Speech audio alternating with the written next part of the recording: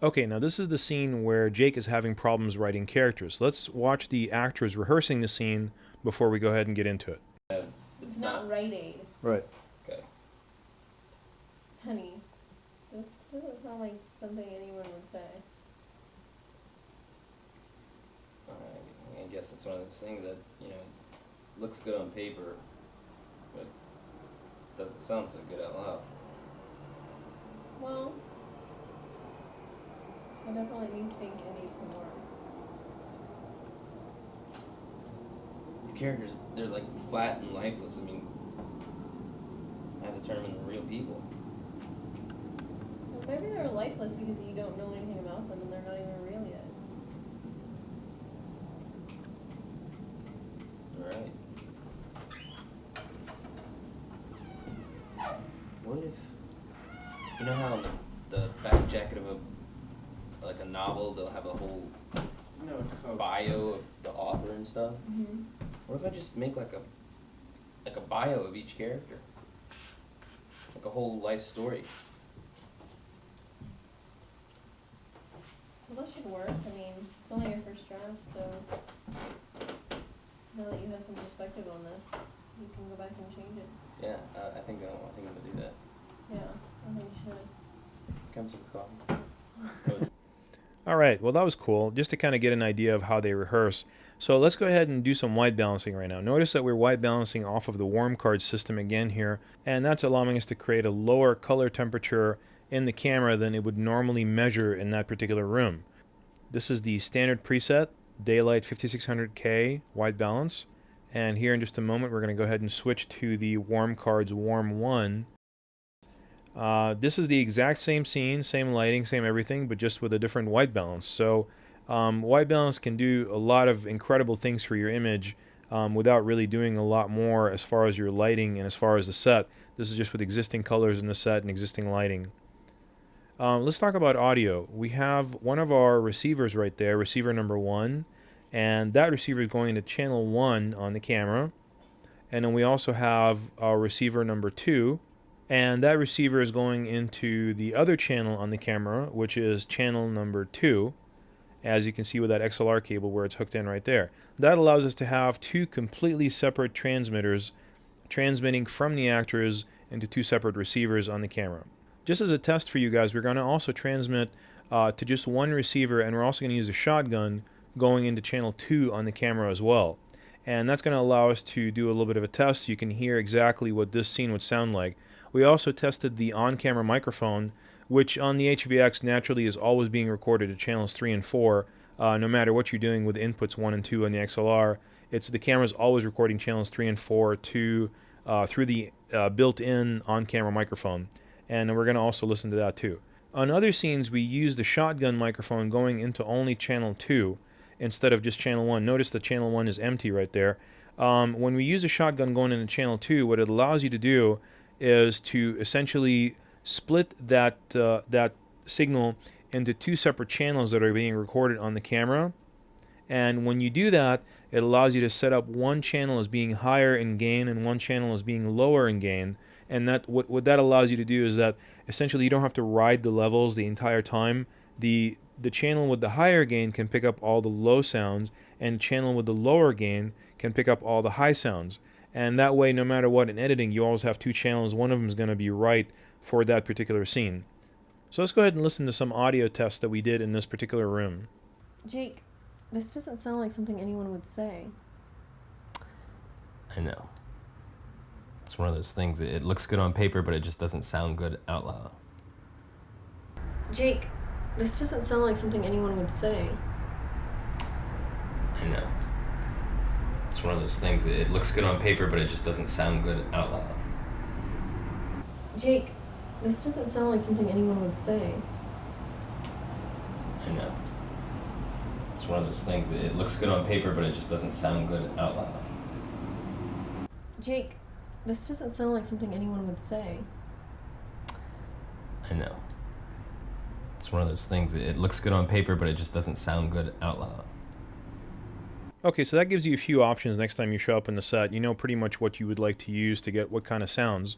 So let's go ahead and talk about the dolly move that we used. You can see the dolly track is right there, and we're only using a portion of it. This is going to only be a 4-foot dolly move for this entire scene. Now here's the Kinoflow lights that we were using last night.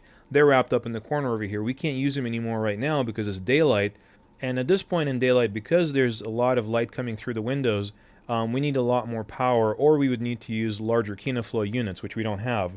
What we do have, though, is the HMIs that we learned about earlier in the production section. And the HMI 400 watt ARRI light right there is going to put out a lot of light. And there's another 200 watt right there sitting next to the window.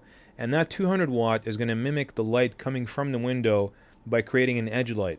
Because normally, even though there's window light coming through, but it's not going to actually affect our image, it's just going to detract from the image. So you notice the placement of that light, and we're going to show it to you from a few more angles so you know exactly where it is in relation to the actors on the set. There it is in relation to the camera. It's coming in from right around the right side. It's going to go ahead and fill in their faces, but also create a little bit of a very soft rim light that is very convincing and makes it feel like the light's coming from the window.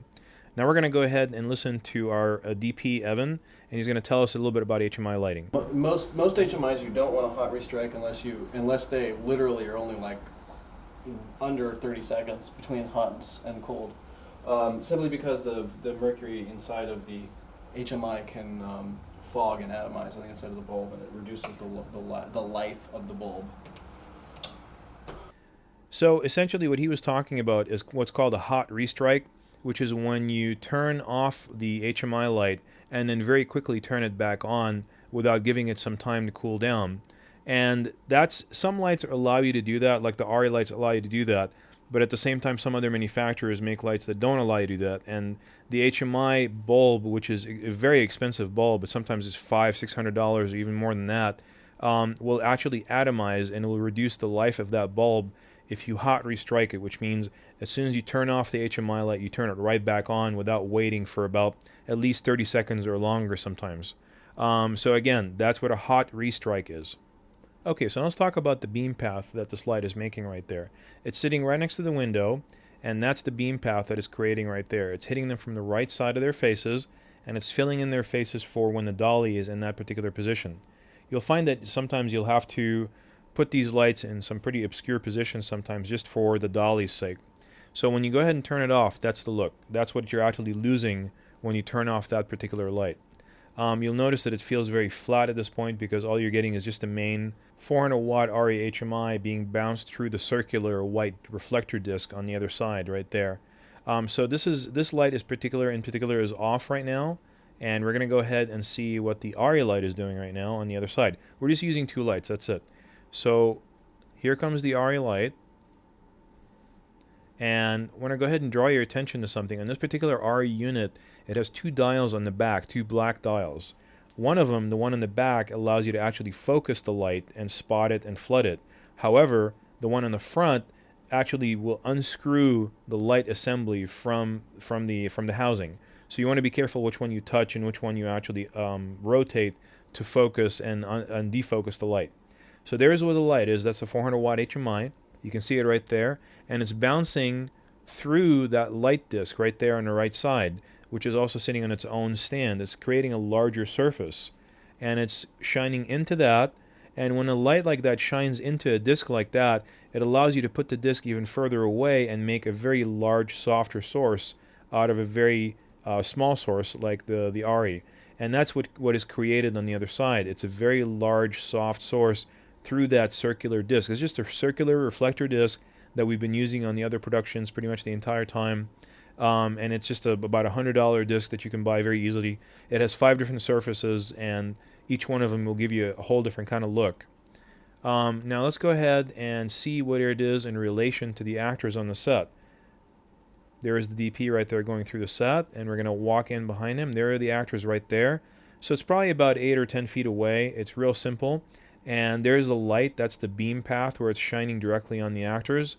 And it is the one that's creating the major shadow because it's the most powerful light on the set. Even though the 200 watts closer to them, the 400 watts more powerful. And even after it's being bounced, it's actually still more powerful.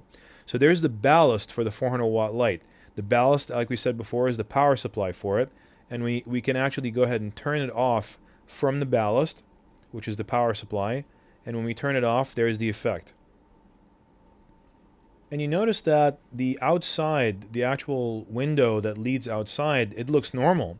However, you can't see anything inside that room unless you use that HMI lighting, because the light outside is just so bright that without lighting, it's going to look extremely, extremely dark inside that room. So here it is with 3 decibels of gain and then 12 decibels of gain, and you can see how grainy it gets at that point, and then also the outside, the background blows out completely. So it's not a very pleasant frame, at least not to me. I mean, it doesn't look professional to me unless you use some kind of HMI lighting in this particular circumstance. It just doesn't feel right. It doesn't feel like these are 2 people sitting in a house as the human eye would see it. So there's the DP, and he's observing his monitor, the set monitor right there. That's the low-cost monitor that he's using right there, and he's comparing it to the monitor behind it. It's a professional monitor, trying to get different readings and seeing what someone at home would actually see on their standard monitor that they would have. In this particular case, now we're going to talk about composition. You'll notice the composition here in this particular circumstance. It actually, whether you can see it right away or not, it matches something we already talked about. When we freeze the frame, we can actually see a triangular composition. And the reason it's triangular is because that plant right there, it's in the center of the frame and it's extremely tall. It kind of almost dominates the frame, but it's not a human being in this particular case, obviously, and therefore it can't take attention away from the actual people that are in the frame. It's also part of the background and not closer to the camera, but it does form a triangular composition with the people that are in the frame, and also Jake's feet and his legs, the way that he's got him actually bisecting the frame towards the right-hand side like that. So that's the kind of composition that we have right now, and it kind of creates a feeling that Jake is kind of feeling low at this point because there's something in the frame that is taller than him that's kind of overpowering the frame and being dominant, even though it's not immediately obvious, but that is something that's happening. So there's the first, that was position 1 on the dolly, and this is now position 2. And we didn't like how far we moved in. This was way too far. The next dolly shots, we modified it and stopped way, way before we even got that far. Let's freeze the frame here real quick, and we'll talk about another item of composition, that's the lines.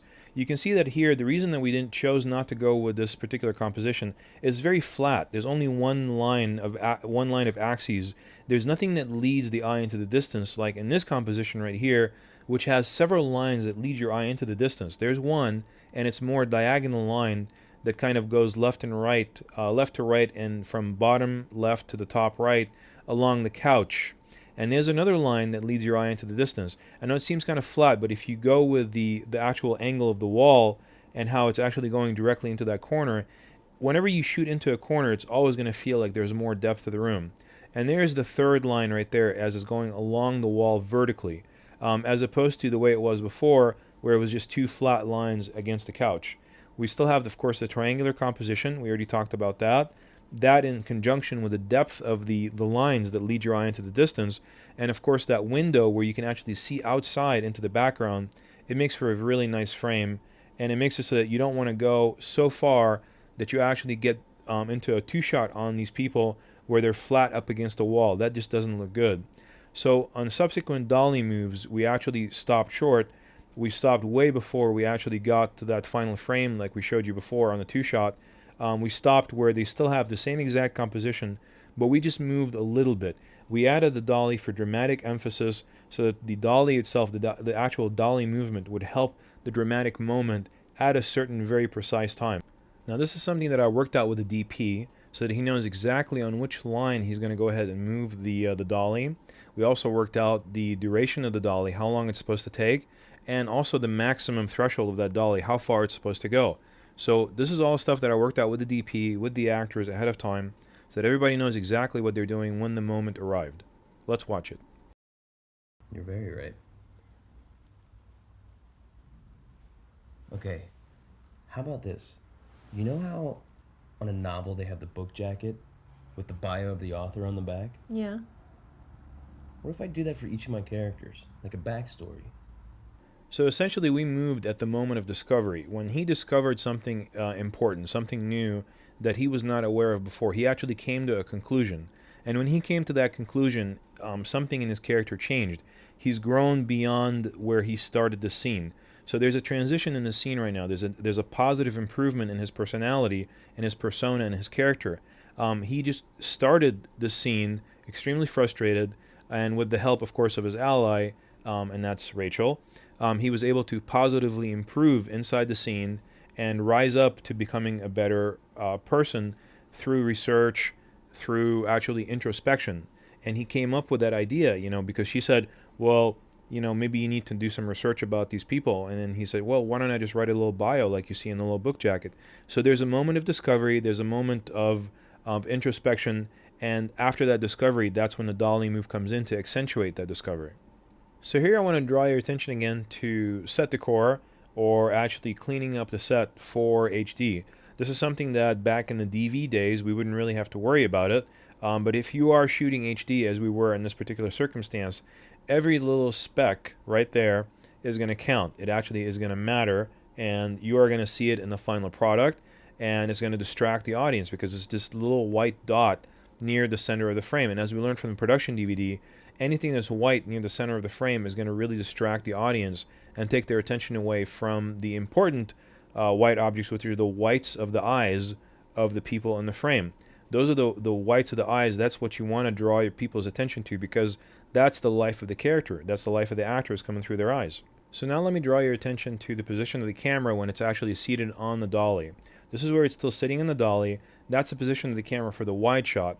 And if you were to try to go ahead and get a close-up from that very position, which is the position at the very beginning of the wide shot dolly, that is going to be the wrong close-up position. Let's go ahead and take a look at exactly where this dolly is in respect to the actual subjects.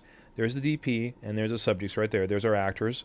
And so at this particular angle, you can see that it's too similar to the angle of the wide shot, obviously because it came from that same angle. So what's going to happen is when you zoom in and just try to get a medium shot from that angle, the people are going to look like they're just popping out of the frame and closer to you. It's going to feel like a jump cut. But when you move the dolly, as our DP is right now, to the new position, more of a shallow angle, more closer to the actors and more off to the side, so you can get a better close-up from the one side of the actors as they're looking at each other, that becomes the correct close-up angle. And we're going to see the difference here between the wrong close-up angle and the correct close-up angle and what the final product looks like. And also we talked about lowering the camera or raising the camera in most shots to stay at the same eye level of the actor when you're doing a close-up. This doesn't apply necessarily for when you're doing a wide shot. Wide shot, you have a lot more freedom. But when you're doing a close-up, you want to try to stay on the eye level of the actor.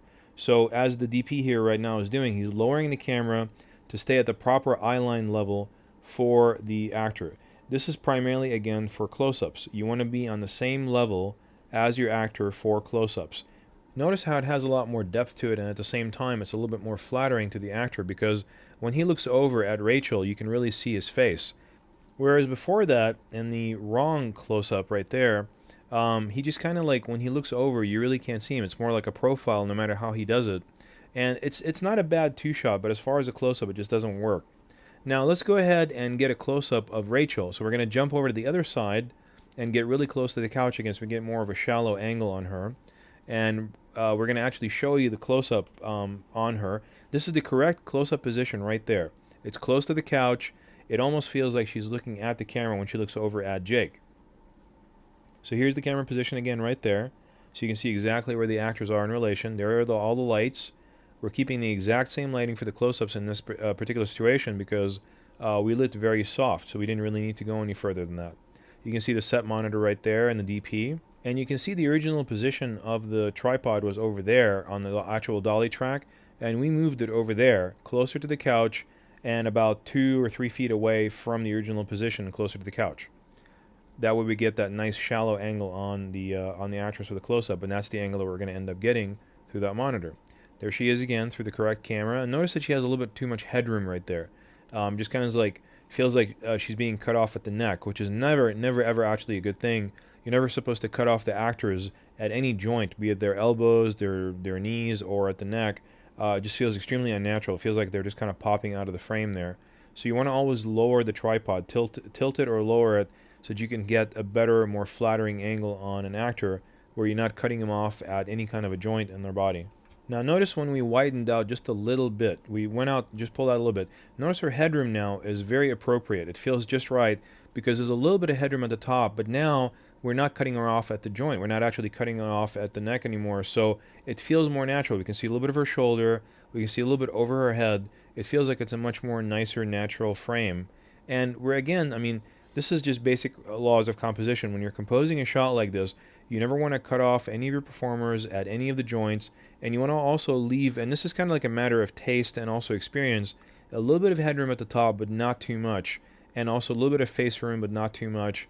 And eventually, once you've been doing this for a while, you'll feel the right proportions. You'll know what's right and you'll know what's wrong, and you won't have to keep referring back to, oh, well, I think I should do this or I think I should do that. You'll just know this is the right thing to do, and you'll just do it. Okay, now we're going to talk about Rachel's apartment that we shot at for the sunset scene. This was a really fun shoot because we only ended up using 2 major lights, and we created something of a sunset look at night. So we're using a warm half white balance card, a warm card, warm half card. We're going to show you the difference between that and a regular white card, white balance, and a standard preset on the camera right there. So that's the standard preset, 5600K white balance. This is if you just had a white card on the set and you just took a white balance directly off of that white card. That's the way the colors would look. And then for the last thing, we went ahead and took a white balance off of the warm card's warm half. So it kind of warmed up the tones a little bit, made the sunset look even more sunset-like, and livened up the skin tones a little bit. And we went ahead and kept the warm card's warm half. There's our actress playing with the transmitter right there. We're going to go ahead and change the color phase to -2. The color phase is the part of the camera that leans the settings from green to magenta. So we leaned it a little bit more towards magenta. So see, there was a little bit of a green tint here in the shot, and then we went ahead and leaned it to the magenta a little bit more and away from the green, and that's the look that we got. This is color phase -2. And whenever you have a little bit of a green tint in the shot, be it from reflecting lights off of green walls or because there's just an overall greenish tint in the shot due to the color of the furniture, as in this case, you might want to lean it a little bit more towards the magenta. And now we'll reduce that green tint. So let's do some gamma. This is Cinelike D Gamma Cinematrix, and we're going to go ahead and switch it right now to Cinelike V Gamma Cinematrix. You notice it's a lot more contrast. This is Cinelike D Normal Matrix. The colors have lost a little bit of their saturation. This is Cinelike V Gamma Normal Matrix, so the contrast is there but the saturation is down. This is Cinelike D Gamma Fluoro Matrix. It's very pastel-like. Cinelike V Gamma Fluoro Matrix. The colors are pastel but there's too much contrast. So here's our lighting. We had a 400 watt HMI right there reflecting off of that white card, bouncing back into our actors, acting as a fill. And we also had a 650 watt tungsten RE light, and it's reflecting off of that gold reflector and back into their faces, into the frame, and that's creating that golden kind of sunset look. And so the 400 watt HMI is acting as fill, and that little LED panel right there on the bottom left hand side, that one's acting as fill also for Jake's face when he's leaning forward. So let's start with the 650 watt RE tungsten light. That one is bouncing off of that gold reflector. This is full gold reflector. It's the same reflector that we're using as a reflector for the HMI, but we just peeled off that gold side and we just attach it to the glass with gaffer's tape. So it's bouncing back into the actors from that direction, and that's what's creating the golden highlights in her hair at this point, and also in the master shot. So there it is again, so you can see exactly what we did. We spotted it into that into the center of the reflector, so we can create a little bit more of a specular highlight, more of a tighter highlight, but just from that particular angle. We didn't want it to flood too much and create too much of a large area, because the setting sun is a very small specular light that's very far away, and we wanted it to have that exact same feeling. So that's the lighting for that. So you can see it one more time. Again, we're showing you every corner of the set so you know exactly what's going on. Here are the actors, and that's what the light is doing to them. And this is the frame from the A camera, and this is in Cinelike V mode, Cinematrix. And we went to a Cinelike V because we wanted a little bit more contrast. What we're going to do here is we're going to turn on and off that tungsten 650 going through the reflector, and you can see there's a dramatic difference. So this is just a fill light by itself. Nothing else is on, just a 400 watt HMI fill light being bounced off of that white reflector on the left side of the frame. And we're going to turn it back on right now. And here it is. There's the sunset look. Very cheaply made with a 650 watt light bouncing into a $100 gold reflector. So you don't really need a lot of lights on the set to create this kind of a look. It's really not difficult to do. We just did it right now with 2 lights. There's really nothing much more that you need. As long as you put them in the correct places and the correct ratios, they're going to look really good. And we'll show you how to change those ratios and how adding more lights to the set is not necessarily good. So this is the 400 watt HMI, our fill light, being bounced off of that white circular disc. And I'm sorry that the image is very overexposed, but I wanted you to see exactly everything that was going on. So there's the light going into the white reflector, the light path. It's actually spreading out a little bit more than that shows, and then the white reflector is bouncing it back into as a very large source, so it creates almost no shadows, or very, very soft shadows. And we have the HMI dialed down very precisely to create just the right amount of light. And so there are the actors, and that's where the light's coming from to hit them, right there on the left side. And so it's filling them in with this daylight balanced white light that feels like it's just natural white light inside the room. And here we go. We're going to go ahead and turn it on and off so you can see what it's doing. There it is off, and there it is on. Off, on. So you can see exactly how much more contrast you're going to get without that light in the shot. So here we are dimming the HMI up by one stop. And you can see it going up right there. And here it is starting to come back down right now. And we're going to show you the freeze frame so you can really see the difference. And that's how important it is to dial in just the right amount of HMI light, because too much is going to flatten the frame too much. It will feel too filled in like a studio. But if you dial it in just right, it'll allow that 650 watt light, the tungsten, going through the gold reflector to be really bright and extremely shimmery and golden. So here it is. This is when it was too bright. We didn't like that kind of look. I mean, other people might like it, but it raises skin tone level a little bit too much, but it also creates those new shadows from her hair on her face. And I didn't like that look. I liked it when it was a little bit lower like that. And it just felt more sunset-like, you know, like there was actually a sunset going on outside. And this is about how much light I felt would be inside the room if there was sunset outside. And, you know, because our eyes correct for those kind of things in real life, and I want it to be real. Here it is dimming right now again. It's going up right there for the close-up, and then back down again so you can see the difference. Up and then down. I know they're very, very subtle changes, but that's how subtle you have to be with HMIs and with other lights in the set. So now we experimented. We added this one more light right here on the right side. It's a 200 watt HMI, and we directed it at them from about the direction of the 650 watt light, but just further to the right and closer to the camera, as though it were another fill light. So we're also, just to kind of show you that even if we went ahead and put a straw gel on the inside to warm it up even more, and this is something you want to be really careful when you're doing this, because it's a very hot bulb, and we have a very professional DP here who's doing that. That's a Joker light right there, and it's not an RE HMI. The REs don't have an exposed bulb like that. But when you're doing anything like that, just be very careful, please. But he's adding a straw HMI, or a straw gel to the HMI, which is going to warm up the tone of the light, make it more yellowish, and we're going to see what it looks like coming up here in just a second. And just to show you that adding a third light on the set won't necessarily improve the lighting. Sometimes when you have just the right amount of light, you should just leave it alone, and if it looks good, it just looks good. Adding more light isn't necessarily going to fix it. This is before the HMI, and here it is with the HMI. See, it doesn't feel like a sunset anymore. It just feels like a studio. This feels sunset-like, and then when you kind of, you know, put it on and off like that, you can see that also it's creating a new shadow on the left side of her face and on the back wall, and we didn't like that shadow. You'll see it when it goes off right there. It's just, you know, it's one of those things where adding another light is not necessarily going to improve the lighting in your set. This to us looked a lot more sunset-like. It felt more directional, like there was more light coming in off the right side of the frame. And all we had to do is a little bit of color correction in post to remove some of that green cast, and we were done. And that's with the HMI on again.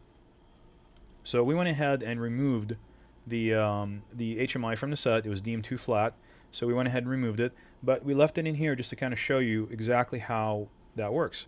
And so we're going to also add now a light panel. This is the little LED battery operated light, and we're going to put it in the front of the table right there. And the DP right now is putting some diffusion in it right there also. He put a half CTO in it to warm it up, make it a little bit warmer than the HMI light, and also put some diffusion in it. He's dimming it to just the right amount of light, and you'll see it on Jake's face here as he's dimming it up and down. The reason we added that in there is because when Jake leans forward, he's out of range of that 650 watt tungsten light going through the reflector, and his face was, you know, just kind of like reaped in darkness there. So we added that light, and that's exactly the beam path where it's shining on his face, so that when he leans forward, it feels like that light from the sun is actually wrapping around his face as it would in real life. So here's how it was before, and watch us dimming it up right there to fill in the shadows on his face. And this is without, and this is with. So you can see he really needs something there because it's just his face is too contrasty. It doesn't feel like it's actually sunset right there. Our eyes, if we were sitting in the room in front of him, would normally compensate for that darkness in his face and it would feel like there's more light on him. There it is on the left side. So we were actually catching it in the dolly shot. So we had to remove it and actually replace it because we didn't want to reframe the shot. Every time we do the dolly, we were seeing it right there on the bottom left-hand side. So we had to do something with the light panel. And when you're happy with the frame, when you're happy with the dolly move, you don't want to go and change your dolly move to compensate for a light like that. Just move the light. So here's the DP attaching a cardellini. You've seen these devices before. We've used them before. He's attaching it gently over to the table, and then he's going to go ahead and use that arm that the light panel is sitting on. He's screwing it into the cardellini. It's a 1/4-20 thread, just standard photographic 1/4-20. And see how he's letting it suspend off the table. And because it's being suspended off the table, that's just enough out of frame, maybe a couple of inches out of frame, but it's enough that it still does its job. But we didn't have to change the position of the dolly. We didn't have to change the position of the camera or the tilt or the angle or the zoom or anything. Everything else is exactly the same because we didn't want to change it. We liked it, but now there's no more light panel on the bottom left-hand side of the frame. Okay, so now we're going to talk about how to make things convenient for yourself when you're doing dolly moves. You can see the DP here. He's switching the handle of the tripod from the right-hand side because he's right-handed normally. He operates from the right-hand side. He's switching it over to the left-hand side, and he's mounted a cardellini on the handle right there, which is very ingenious because what it allowed him to do is to be on the left side of the dolly. So he can be on the other side of the dolly and swing that dolly from left to right and also have kind of like a little turn handle for like an extension for that handle that he can grab with his hand, but in a much more ergonomic way for himself. And we'll show you how he did that here in just a moment. So there's the position of the camera. We noticed also that we wanted to get some other shots and that the camera was too close to the actors. So we couldn't move back any further because the TV was right behind us. So all the DP did, he switched the tripod from the left-hand side to the right-hand side, just spun it around. And the configuration that Indy Dolly is it always leans the camera more to one side than the other. So when he leaned it back in that direction, he bought us an extra 6 inches or so of distance away from the actors without actually having to move the dolly back, where we couldn't because the TV was right there behind us, so we couldn't get any further back from them. But he bought us that extra 6 to 8 inches that we wanted to get just the right frame, which is another ingenious thing. So the actors are 6 feet from the camera, 9 feet from the HMI reflector, and 5 feet from the gold reflector. That's all the distances right there. And you know what the wattages are? It's a 650 watt tungsten light going through a gold reflector, and it's a 400 watt HMI light going through a white reflector. So we measured the distances to the actors, and we're doing just a 4-foot dolly move. That's it. That's all we're doing, just a 4-foot dolly move. But because the DP switched the handle to the left side and has that cardellini on it, now he doesn't have to be on the other side of it. He can just be on this side and watch the monitor, the LCD monitor, which is on the left side of the camera. So it's just, he really helped himself out in order to create an even better move for us. So there's the actual shot. This is a rehearsal shot. And you can see because we placed some foreground detail in the shot there, which is that small rectangular vase there with the corks inside it, you really get a sense of movement. That's really you have to put foreground detail into these short dolly shots that you're doing. You're not doing a 10-foot dolly move. You're not even doing, a 5-foot dolly move. This is just a 4-foot dolly move, and that's all you need to get the shot that we wanted. We just wanted to get a little bit of movement to dramatize the moment. So now the DP right there is going to move the tripod off of the dolly and off to the right-hand side of the frame so that we can get a close-up. Because you don't want to get your close. We already discussed this before. You don't want to get your close-ups from the original master shot position because the angle is going to be too flat. The actors will not look good. You have to be more head-on into the actor so you can really see their face as they're talking to the other actor. So you shoot across. You always shoot into the face of the actor to get the close-up. You can see in the DP's LCD right there exactly what the shot's looking like. So there is the original position of the tripod. This is on the dolly to get the master shot, and this would be the incorrect position to get a close-up from because it would make too much of a flat angle. You want to move it and get more of a head-on type angle. This is the angle that you would get from the dolly. This is if you wanted to shoot a close-up from the dolly. Notice how it's almost in profile. Everybody's in profile, including Jake, who we're trying to get a close-up of him looking at Rachel. So it's not a very good-looking close-up. It's too much of a flat angle. We want to get more head-on into him. So let's see what happens when we move the tripod. So here we are. We're going to move the tripod over to the right-hand side of the frame. This is closer to the couch, closer to the actors, more of a dead-on perspective. You can see it in the LCD of the DP right there, what kind of angle we're going to go ahead and get. This is the new angle. So you can see that the actor, it feels like he's looking dead-on into the camera at this point, almost. He's looking right off of left frame. So it feels a lot more realistic. It feels like he's actually looking at Rachel. It's more flattering to him. We just adjusted a little bit, gave him a little bit more face room later on. So now we're going to go ahead and move the tripod over to the complete other side of the set. That's a hard-working DP right there, I can tell you that. He did primarily most of the labor on the set. And again, like I said, that's what it pays to hire good DPs, because when they don't have people helping them, that's what happens. So there's the shot that we're getting now from that angle. Look at that shot. It's a great shot. You can see her face. You can see her in the best light. The HMI is fully filling in her face. The tungsten light going through the reflector is coming back, and it's making really nice highlights in her hair. We're head on into her face so that we can see the actress in her best form and her best light. And that's what happens when you select the proper angles for your close-ups. So every time you go to a close-up, don't stay on the master shot and just zoom in. Move to a better angle, get a better angle on your close-ups. There's the DP right now, and he's watching the monitor on the left-hand side of the frame, because he wants to make sure that all the colors are right. He wants to make sure that the lighting is right. Because those little LCDs on the cameras, they're good, they're okay, but they're never going to give you the truth like a large on-set monitor will, like that monitor that we're using. So let's talk about composition and framing right now. The first thing we're going to talk about is the fact that this is a triangular composition. And why is that? It's because both of the actors are looking at the pen. The pen still has its cap on because it's just a rehearsal, but the audience is going to keep bouncing with their eyes from her face to his face to the pen, to her face to his face to the pen, and that creates those invisible lines of movement in the frame. That doesn't just create interest in the frame, it also creates an emotional impact on the audience as well too. What is that emotional impact of having a triangular composition in this particular situation? It is that he is the main character in the movie, right? She's his ally, and there's his achievement on the paper. He is at the apex of that triangle. He's at the top of the triangle. That's the apex right there on the top left-hand side.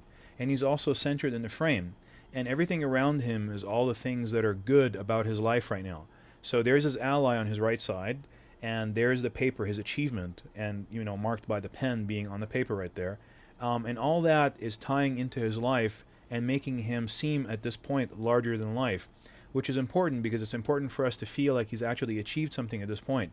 And it's important for the camera to influence the audience and tell the audience indirectly that he has achieved something now. This is a good thing, what he's doing right now. So the camera can help the audience understand that about him, not just through the dialogue and through the achievement itself. It just works as a frame. And that's the importance of framing and composition. When the frame means something, when the composition means something, and the actor's arrangement and the blocking and their body movements all mean something in the frame, it actually influences the emotional response of the audience. And believe me, they all get it. It's just all on a subliminal level, that's all. We also have color harmony. That's another thing that's working for us in the frame. His shirt is harmonizing with that background. That's why we selected that shirt for this background for the scene. And also her outfit and her skin tone is harmonizing with that wall coloring right behind her. You notice it's almost the exact same tone. All those things matter. It creates a very harmonic frame that where all the colors are in color harmony from foreground to background. They all, and at the same time though, he's separated from the background and she's separated from the background, which is the back wall. And also his shirt, even though it's the same tone as that quilt, that burgundy quilt that's right behind him, he's still separated from it because of lighting contrast. That side light's coming in and it's separating him from that mid-ground quilt. So we have a lot of different layers of action. We have the cork inside the vase in the front. We have the script in the center. We have them in the mid-ground. We have that burgundy background, and we have the back wall background as well too. You have 5 layers, 5 planes of action, 5 different separated layers of color harmony and also color contrast, lighting contrast in one single simple little shot with only 2 lights in it. You can do this. It's easy. It's not that hard to do. You just have to think about every single scene and every single frame with that mentality, with trying to figure out how can I maximize what I already have? Do I really need to go to a studio to shoot this? Can I shoot this in the living room? How can I make the living room feel like it has a sunset going through it? This is how you do it. It's not that difficult. You just have to think creatively and think with composition in mind and also blocking. The blocking of your actors and the composition of the camera are extremely important to not just adding visual pleasure as far as like actually having a layered nice frame that is pleasurable for the audience to look at, but at the same time it's technically creative and it's very powerful and dramatizes the story. Okay, now let's listen to 4 different audio setups that we had: his lav, her lav, the on-camera microphone, and then a mix, and also listen to what it sounds like when an aircraft is flying overhead. So keep your headphones on, otherwise you'll never hear this kind of stuff. First draft. I'm so proud of you. So what do you think I should do now? First draft. I'm so proud of you. So what do you think I should do now? First draft. I'm so proud of you. So what do you think I should do now? First draft. I'm so proud of you. So what do you think I should do now? And roll camera, and action. Wait, cut, you got aircraft. No, I'm just You should disgusted. roll this so that people. So what do you think I should do now? Well, I think you should put it away for a while and let it marinate. Cut. Okay, so those are the two different looks that we were able to achieve for this particular location. It's just a couch in the living room with two people sitting there, but we were able to achieve two completely different looks for two completely different times of day and actually illustrate that both pretty much within about 2 hours of each other and finish the entire location, finish the entire scene in a half a day. So there's really nothing to say that you can't do the same thing. We only used, I think, 3 lights in one and 2 lights in the next. So, you know, it's very simple. Just think creatively and think logically. When you want to create something that feels like it's a setting sun, or you want to create something that feels like it's a rising sun or a mid-afternoon, just think about where would the sun be at this particular time of day. Go out to this location, go out to the actual living room, and look at the light. And you know for a fact that the camera is not going to shoot it the same way.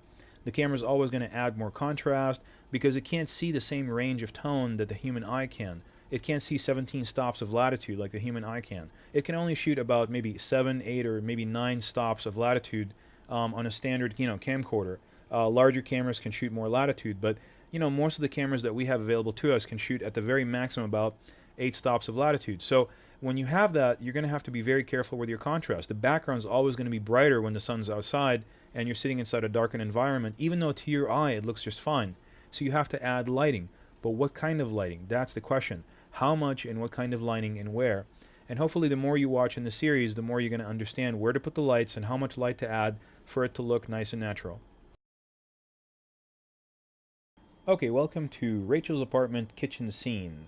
And so what we're going to do in this particular scene is discuss lighting in an extremely small area, which is the kitchen, and also how you can get many different kinds of looks with different gamma settings depending on where you set up your camera for the exact same shot. We did the exact same action 6 different times with 6 different gamma settings. There's our DP setting up one of the ARRI lights right there, and he's attaching it to a milk crate. Those are extremely sturdy production crates that have metal backings on the sides, and he's putting in the key light right there, as you can see it on the right hand side, and he's bouncing it off the ceiling directly up above her head and back down into her face. That's going to be our key light, and the reason it's the key light, even though it's very soft, is because it's going to be the brightest light that's hitting her directly. So there's the key light right there, on and off. And our DP was trying to figure out how to squeeze a fill light into that corner in front of her. So he grabbed this pump cup right there, which is a suction cup device that allows him to attach it to any hard surface like that that's flat and clean. So he went ahead and attached it directly to the countertop surface, and he grabbed a 150 watt tungsten ARRI light, and there he is attaching it to the pump cup right there. And he's going to aim it directly into the wall in front of her, and that's going to be her fill light. There he is plugging it into the wall socket. And there's the 150 right there, being turned on and off. And he tried at first to hit her directly with it, and it was just too harsh. So his next idea was to essentially attach a piece of white paper against the wall right there, just like that in the cupboard, and point the light directly at that white paper and bounce it back into her face. But it wouldn't tilt up far enough, as you can see. So you can see that the arc of the light just wouldn't tilt up far enough. And he didn't want to lower the white card because then it would be too low and it would create the wrong kind of lighting. So the best thing to do in this circumstance, as with most of these ARRI lights, is to unscrew the yoke a little bit And as soon as you unscrew the yoke, it allows you to slide the light forward and back so that you can actually slide the entire light against the yoke and change the way that the light would arc up and down. So watch him actually do that right now. There he is, and he's sliding it forward against the yoke. So now, once he slid it forward all the way against the yoke, and I do mean yoke, Y-O-K-E, not Y-O-L-K, and that's that Y bracket that goes around, that black Y bracket that goes around the light and holds it in place so it can tilt up and down. Now he can actually point the light directly at that white card. So that is the yoke, and that's what he unscrewed in order to make it go forward and back. Okay, so this is where the light's going to be coming up now. It's going to be coming up from the left-hand side, the bottom left-hand side of the frame, and that's going to be her fill light now. So her key light's coming from above, and that's going to be her fill light. And don't forget, we actually didn't move very far to get this kitchen scene. You'll remember that that's the dining table on the left-hand side, and right over here on the right-hand side is where we shot pretty much all of those character problem shots and everything, the dolly shots up against the couch. So all we moved is from right here to right over where the DP is right now, maybe about 12 feet. So we've really capitalized on this setting. We've shot so many different scenes in this one set. Now, in order to get a proper white balance, we're using the Warm 1 warm card system, and that's allowing us to warm up the tones just a little bit, but not going too far. Remember, the Warm 3 is pretty much the warmest one that you can get. We just wanted to tint the colors just a little bit, and we're going to show you the different all the different colors that we could have gotten here at this point. This is Warm Card's Warm 1 white balance. This is just regular white card white balance, and this is just standard preset tungsten 3200. So you can see why we use the warm cards now. So now you can see our model in the production monitor, and you can notice that on the right side of her face, her hair is not being separated from the background. You can't really see the hair very well. It looks a little bit too dark, and it's her hair in real life is not that dark. So we wanted to add a little bit of a hair light on her. So as you can see, the DP here in the back, he's actually putting up a light stand where he's going to be adding a hair light back there. And that's a 300 watt light. It's a 300 watt tungsten RE light. And that's the right position for it because it's going to come in from the right hand side. And there's the light actually right now. And you can see the beam path here, and it's coming in from the right hand side of the frame going towards the left. And here it is lighting her from the right hand side of the frame. It's creating that nice hair light that we wanted. But as you can see, it's only lighting the bottom side of her hair and not the top of her head anymore. So the best way to do that is to actually turn the barn doors so that they're making a vertical streak instead of a horizontal streak across her body from the back. So that's really important. And then also what we did is we went ahead and flooded the light instead of spotting it. And I'll show you exactly what it looks like here live in just a second. But that's what the light looks like pretty much from the light's perspective of what it's lighting. You always want to look at it directly from where the light is so you can see exactly what you're lighting. There's a spot right there, and there's a flood. So when we flood it, we're covering more of an area, and it's less intense. This is Fresnel and flood. That's going to be the range of its influence. This is the Fresnel in spot, and the range of influence has been minimized because it's covering less area, and it's creating more of a highlight right there in the center of the frame rather than flooding the entire area. So now let's talk about scrim. Scrim is what the DP is holding right now in his right hand. It's that circular metal object, and it kind of looks like a kitchen strainer of some sort. So it's like metal, and it allows light to pass through. And what it's doing is actually cutting down the amount of light or the intensity of light, but without affecting the quality of the light or the color temperature.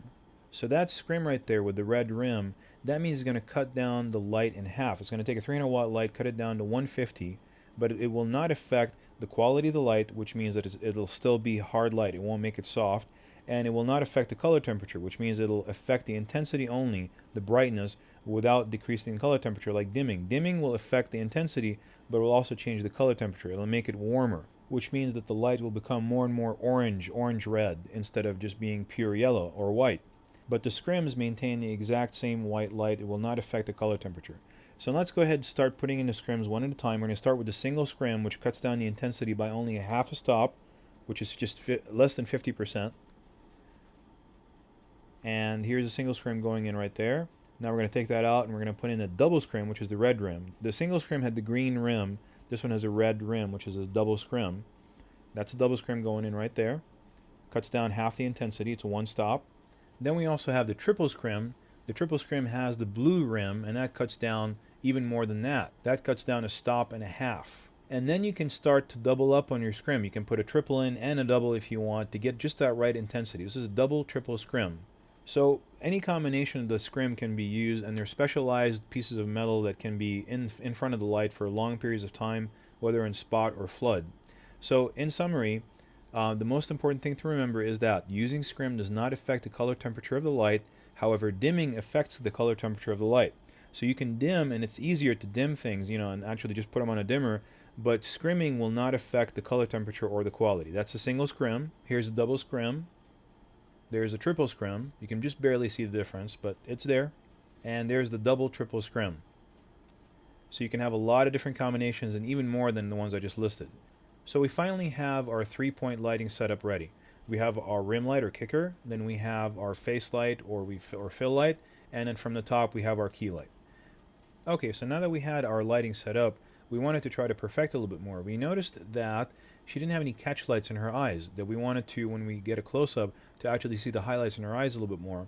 And also we noticed that because it's kind of a little bit of a dim set, we wanted to actually make her pupils not be dilated, and we actually wanted to have them be constricted so we can see the color in her eyes a little bit more. So we went to our trusty light panel, and we put it right above the camera, as you can see right there, using a Cardellini, which ended up being a little bit safer than actually attaching it directly to the camera. And as you can see, we're turning it on right there. And watch what it's doing to her eyes now.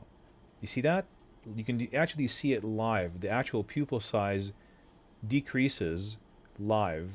That's where it became when we turned on the light panel, which allowed us to see the green in her eyes a little bit more.